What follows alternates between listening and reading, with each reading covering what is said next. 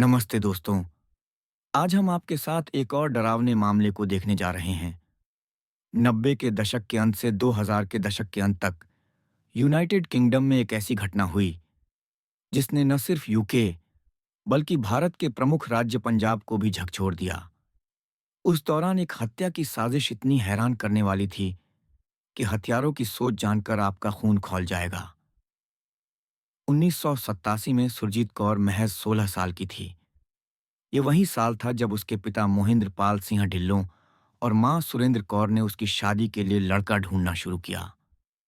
जल्द ही उन्हें सुखदेव सिंह नाम का 26 साल का व्यक्ति मिला। हालांकि सुरजीत शादी के लिए तैयार नहीं थी, लेकिन उसे 10 साल बड़े सुखदेव से शादी करने के लिए मजबूर किया गया।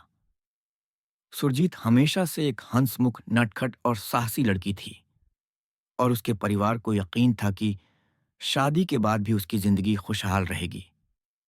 उस समय भारत के कई गांवों में परिवार काफी रूढ़िवादी थे और लड़कियों को छोटी उम्र से ही कड़ी निगरानी में रखा जाता था।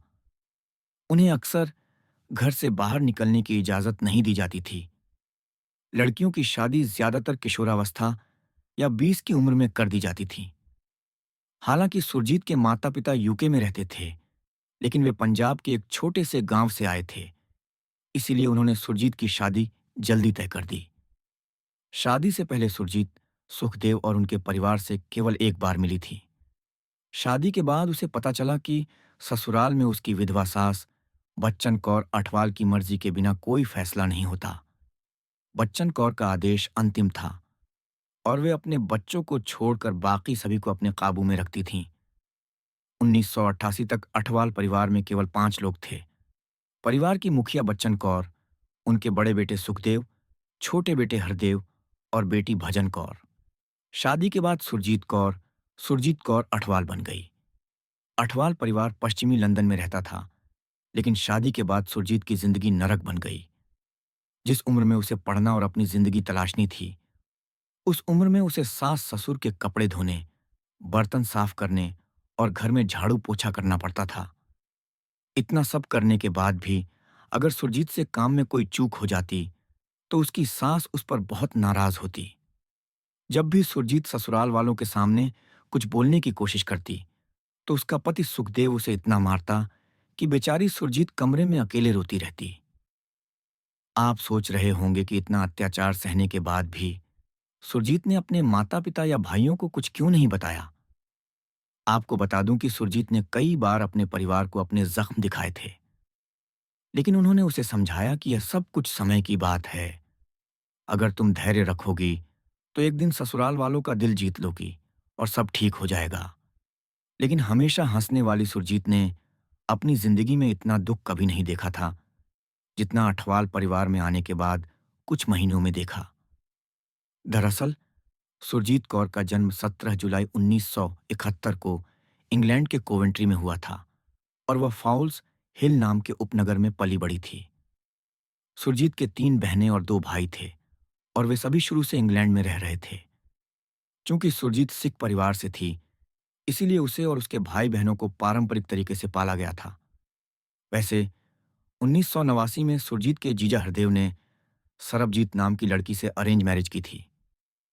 सरबजीत भी युवा, आज्ञाकारी और बेहद मासूम थी, लेकिन शादी के कुछ ही दिनों बाद उसे अठवाल परिवार का असली चेहरा दिख गया। घर में बच्चन कौर अपनी दोनों बहुओं के साथ एक जैसा बर्ताव करने लगी थीं। उन्हें दिन भर खाना बनाना, सफाई करना और परिवार की हर बात माननी पड़ती थी। अब उनके साथ बहुओं जैसा नहीं, बल्कि नौकरों जैसा व्यवहार हो रहा था। एक इंटरव्यू में सरबजीत ने बताया कि 1991 में जब वह और सुरजीत कुछ महीनों के अंतर से गर्भवती हुईं, तब भी उनके साथ गुलामों जैसा सलूक होता था। फिर भी सुरजीत और सरबजीत ने एक एक बच्चे को जन्म दिया, लेकिन बच्चन कौर का अपनी बहुओं के प्रति रवैया नहीं बदला। वह अपने पोते पोतियों के जरा सा रोने पर भी उन्हें डांट देती थी। जब बच्चे थोड़े बड़े हुए, तो बच्चन कौर उन्हें दादी की जगह मां कहने को कहती थीं। बाहर से अठवाल परिवार सभी को बहुत धार्मिक और खुशहाल लगता था। सारा परिवार पास के गुरुद्वारे में जाता था और कोई भी बाहर वालों को यह नहीं बताता था कि घर में क्या हो रहा है। हालांकि घर की दीवारों के भीतर मासूम सरबजीत अपने पति और सास की डांट सह लेती थी, लेकिन कई बार मार खाने के बाद भी सुरजीत अपने पति और सास से टकरा जाती थी। इसी वजह से सुरजीत को सबसे ज्यादा हिंसा झेलनी पड़ी और वह इस गुलामी की जिंदगी से पूरी तरह टूट चुकी थी। एक दिन सुरजीत ने फैसला किया कि वह घर छोड़कर नौकरी ढूंढेगी, ताकि कम से कम नौकरी की वजह से वह आजादी महसूस कर सके।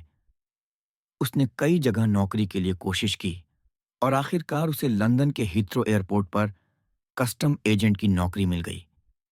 यहाँ सुरजीत की खूबसूरत और दोस्ताना प्रकृति की वजह से उसने कई नए दोस्त बनाए। वह अपने दोस्तों के साथ जिंदगी का पूरा मजा ले रही थी। अपनी सहेलियों से प्रेरित होकर उसने कुछ नए कपड़े और मेकअप का सामान भी खरीदा। लेकिन सुरजीत का यह बदलाव उसके पति सुखदेव और सास बच्चन कौर को बिल्कुल पसंद नहीं आया। सुखदेव को लगा कि उसकी पत्नी अब उसकी बात नहीं मान रही और वह उसके नियंत्रण से बाहर जा रही है। हालात तब और खराब हो गए जब जनवरी 1994 में झगड़ों से तंग आकर 23 साल की सुरजीत अपनी 3 साल की बेटी पवन के साथ घर से भाग गई। लेकिन कुछ ही दिनों में सुखदेव उसे ढूंढ लेता है और उसे फिर से मारता है, यह धमकी देकर कि अगर वह घर नहीं लौटी तो वह उसे जिंदा नहीं छोड़ेगा। सुरजीत सुखदेव के साथ वापस जाने को राजी हो जाती है, लेकिन उसने शर्त रखी कि वह अब उस घर में नहीं रह सकती। हैरानी की बात है कि सुखदेव उसकी शर्त मान लेता है और कहता है कि वे जल्द ही अलग घर में रहेंगे। सुखदेव अपनी मां बच्चन कौर से बात करता है और उनके बगल वाला घर खरीद लेता है। इसके बाद सुरजीत और सुखदेव अपनी बेटी के साथ मुख्य घर के बगल वाले घर में रहने लगते हैं। लेकिन जब से सुरजीत नौकरी के लिए बाहर जाने लगी, सुखदेव को शक होने लगा कि उसका किसी और मर्द से अफेयर है। 1997 में जब सुरजीत फिर से गर्भवती हुई और उसने बेटे को जन्म दिया, तो सुखदेव ने बच्चे को अपनाने से इनकार कर दिया और पूछा कि बच्चे का असली बाप कौन है। सुखदेव की बातों ने सुरजीत को बहुत ठेस पहुंचाई, लेकिन अब यह सिर्फ सुखदेव की बात नहीं थी। पूरा अट्ठवाल परिवार सुरजीत को शक की नजर से देखने लगा था। सुखदेव को गलत साबित करने की सुरजीत की सारी कोशिशें बेकार गईं, क्योंकि कोई उसकी बात सुनने को तैयार नहीं था। इस घर में सुरजीत का दम घुटने लगा था। ससुराल वालों की क्रूरता और हिंसा को लंबे समय तक सहने के बाद सुरजीत को अब उन लोगों की जरूरत थी जो उससे प्यार करें। इसीलिए वह अपने सहकर्मियों के साथ ज्यादा से ज्यादा वक्त बिताने लगी। एयरपोर्ट पर काम करते समय उसकी मुलाकात एक ऐसे शख्स से हुई जो उसका सम्मान करता था। वह उससे बहुत प्यार से बात करता था और जल्द ही सुरजीत उससे प्यार करने लगी।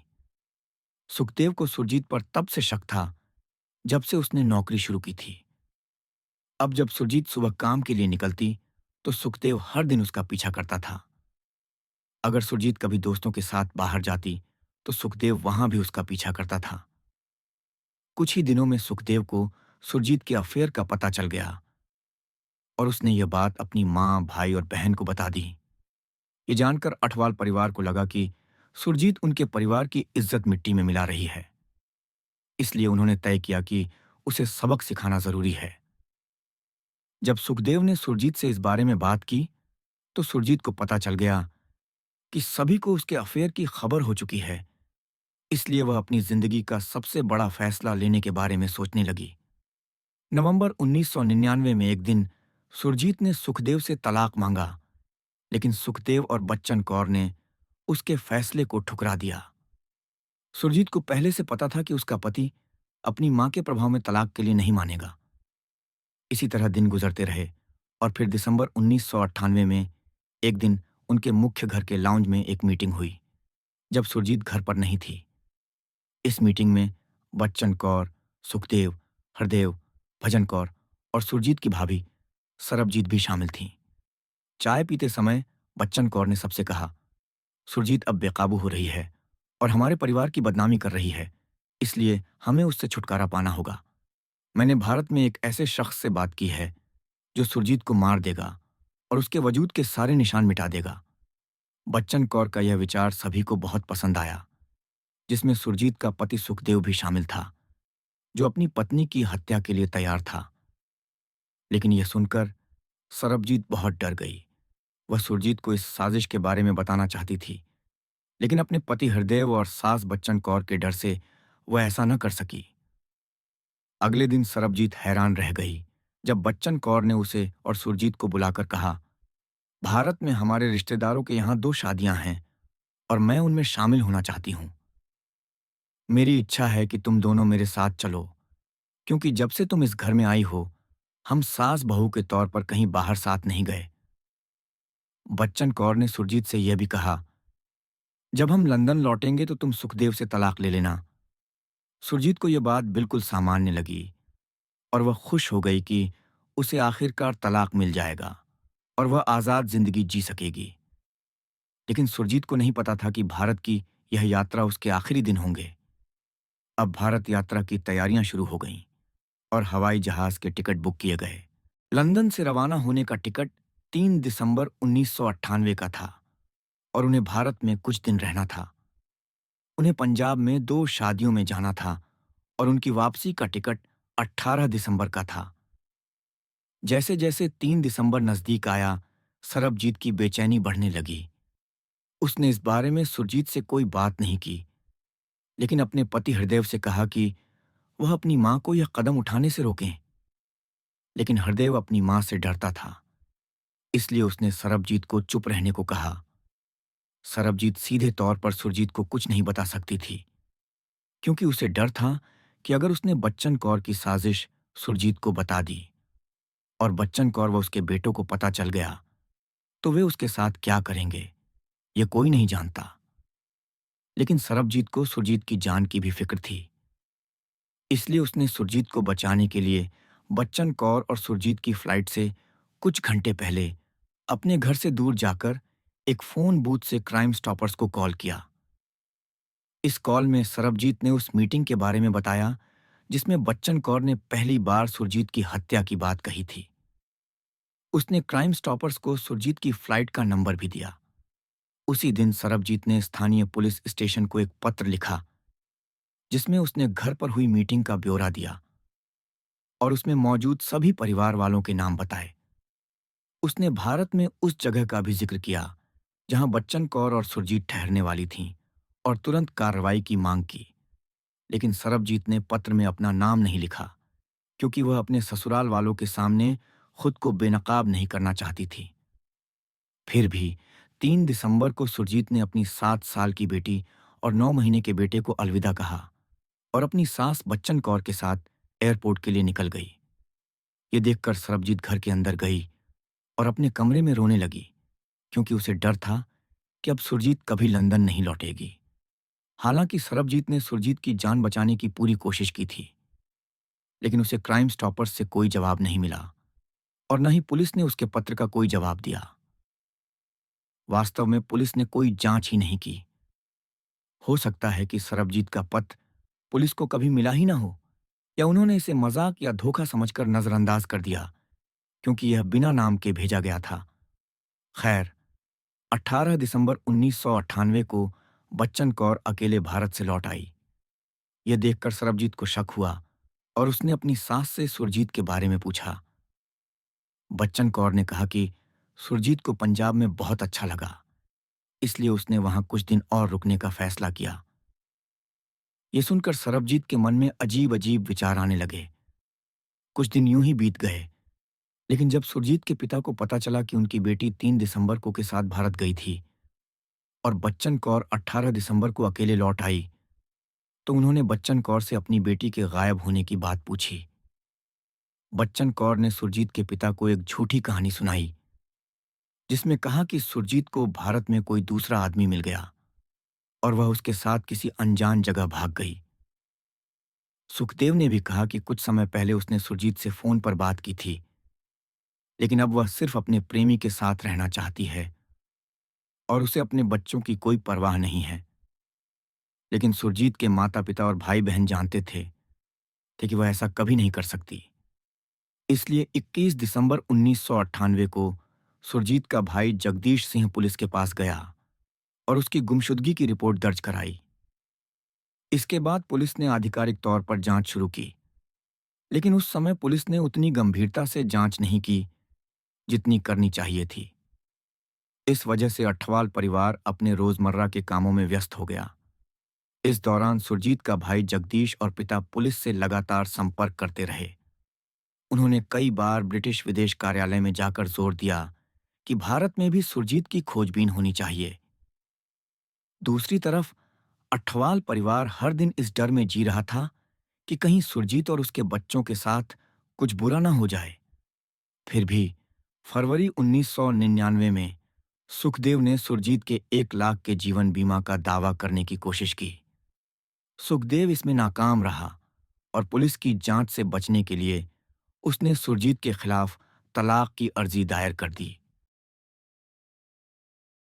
तलाक की अर्जी में सुखदेव ने दावा किया कि उसकी पत्नी भारत चली गई और किसी और के साथ भाग गई।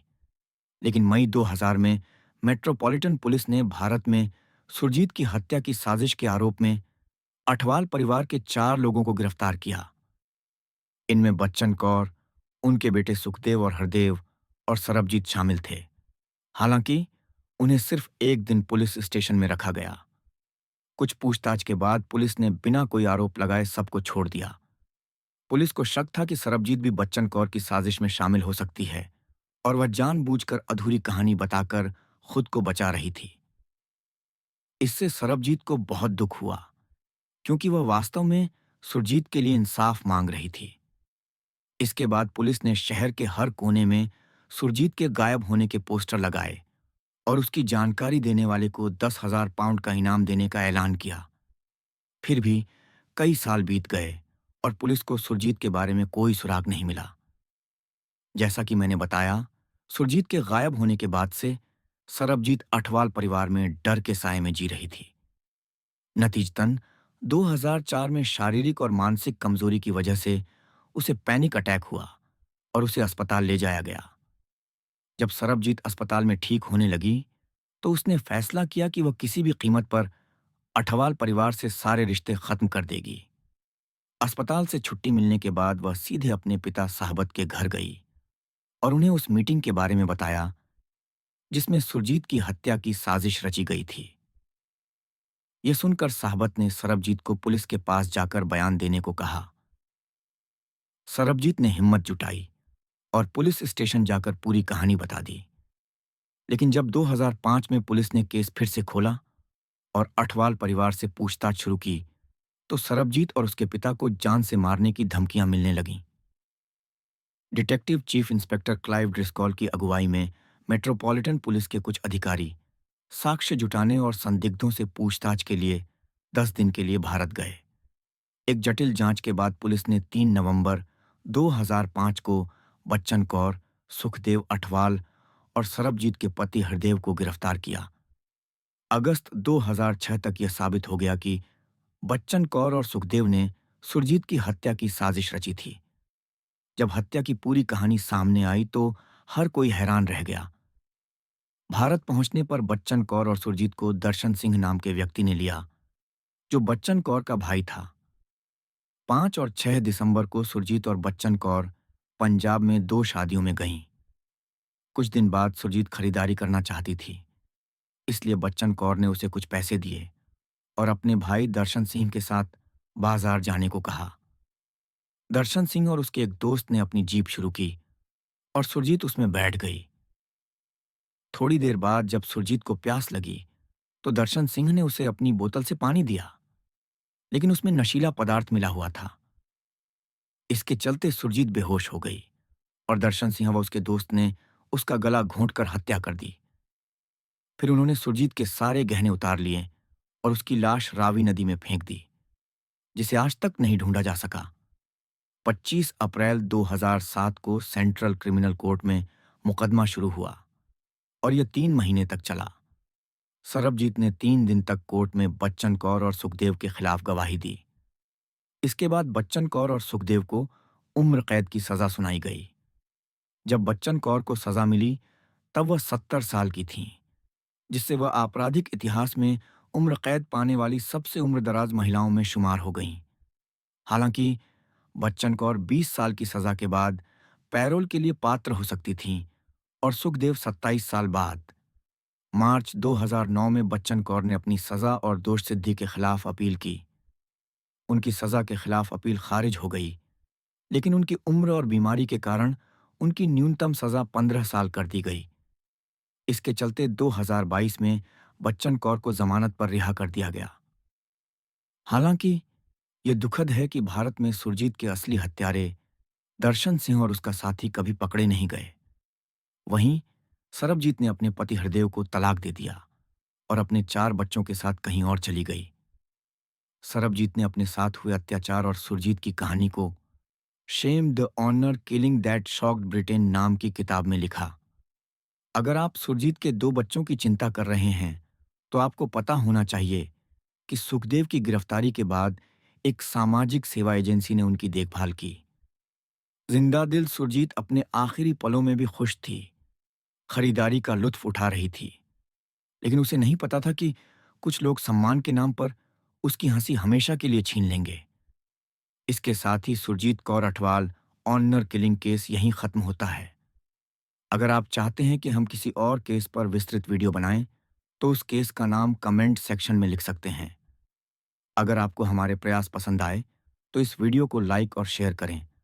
अगर आपने अभी तक सब्सक्राइब नहीं किया, तो अब करें। धन्यवाद।